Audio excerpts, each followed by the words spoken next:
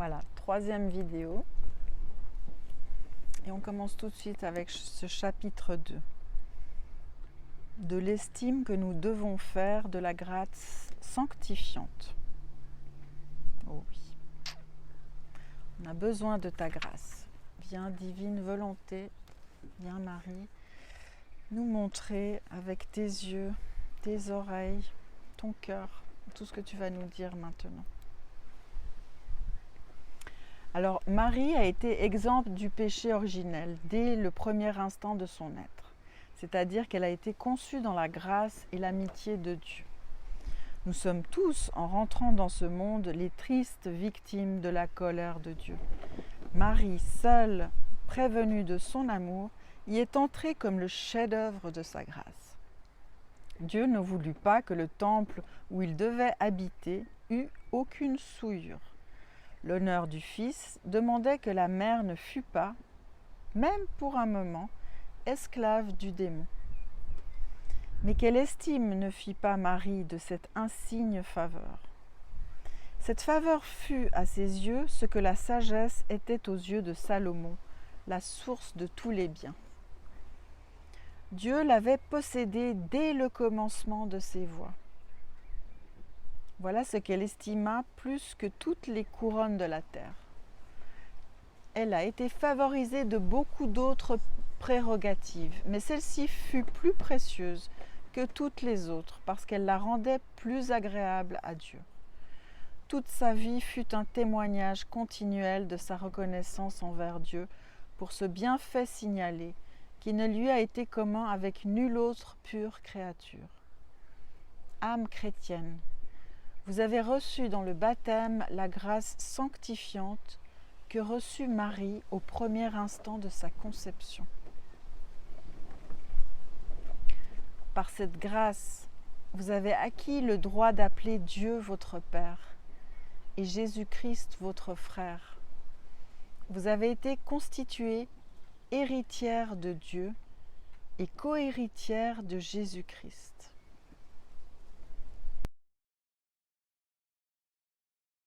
Le royaume même des cieux vous fut destiné. Concevez-vous bien toute l'excellence de ces glorieux privilèges?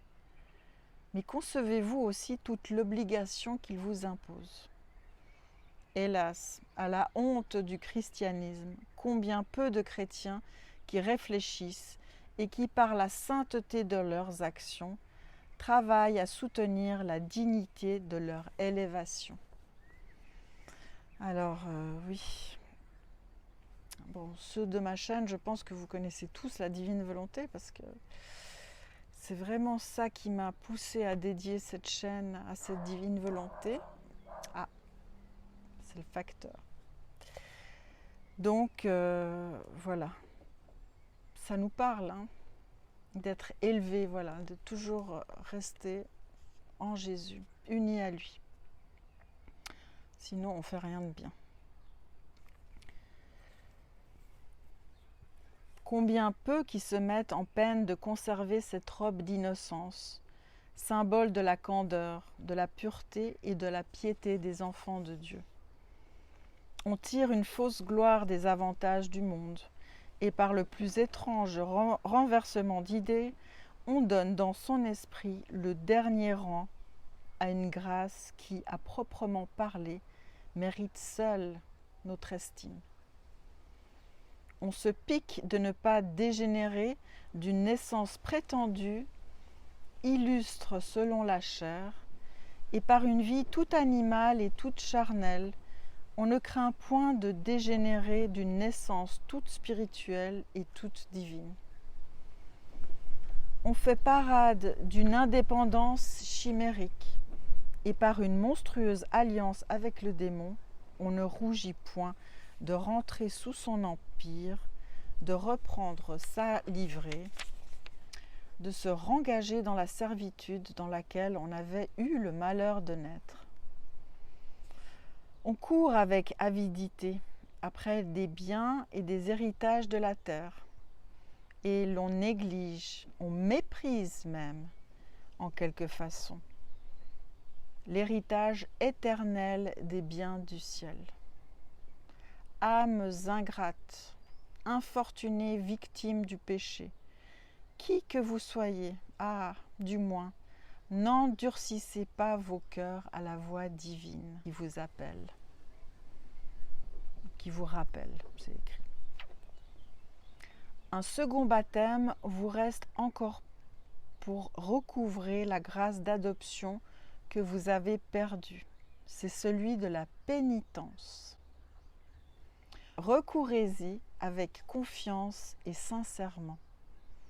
Votre Père céleste ne désire rien avec tant d'ardeur que de vous rendre son amitié. Mais recourez-y promptement. Bientôt peut-être vous ne le pourriez plus. Vierge pure et sans tache, priez pour nous, afin que nous cessions d'être pécheurs, afin que nous ne devenions plus pécheurs, afin que nous soyons constants dans la résolution où nous sommes de réparer les pertes inestimables que nous avons faites comme pécheurs. Oui, nous devons réparer. Nous devons décider de ne plus être pécheurs. C'est une décision. Et puis évidemment, on va retomber, mais décidons déjà d'abandonner certains de nos péchés.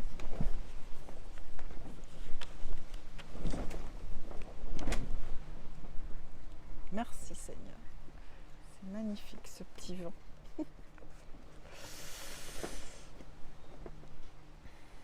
Votre protection nous obtiendra la grâce de nous rétablir parfaitement dans l'amitié de Dieu.